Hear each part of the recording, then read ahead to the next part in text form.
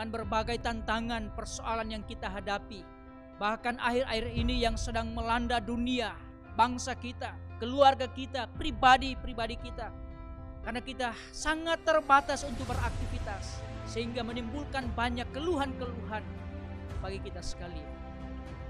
Tetapi tidak akan menggendorkan pelayanan dan kesaksian gereja di tengah-tengah dunia yang penuh tantangan ini.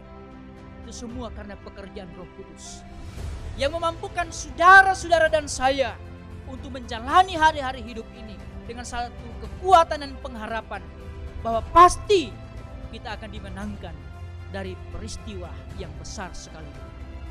Karena itu nas kita berkata, barang siapa berseru kepada nama Tuhan akan diselamatkan. Ketika kita tidak sanggup dan mampu untuk berbuat apa-apa, sebagaimana kata firman Tuhan pada saat ini mengajak kita untuk berseru kepadanya, maka Tuhan pasti akan segera menjawab dan akan segera menolong kita untuk bisa menjalani hari-hari. Memang tantangan berat yang sedang melanda dunia sekarang ini.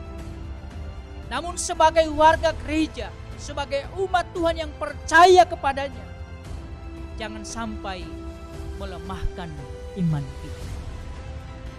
Justru semakin banyak tantangan, semakin banyak persoalan, semakin kita mengenal panggilan kita sendiri untuk terus bersaksi dan melayani, untuk menolong dan mengasihi.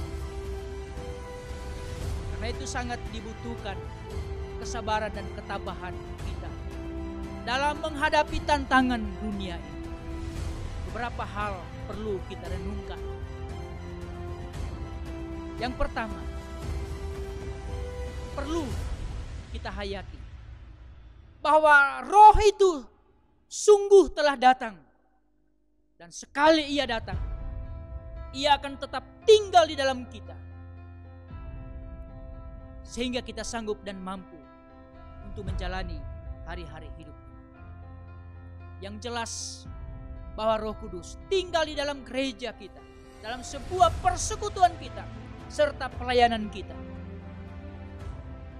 Roh Kudus akan menghilangkan kekhawatiran, kecemasan dan kebimbangan kita, dan memberi harapan-harapan yang pasti bahwa Dia akan menyertai kita di setiap saat.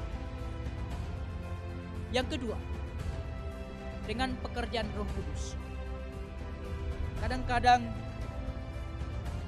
bermacam-macam dalam kehidupan bergereja maupun dalam keluarga kita masing-masing. Ia bagaikan taufan yang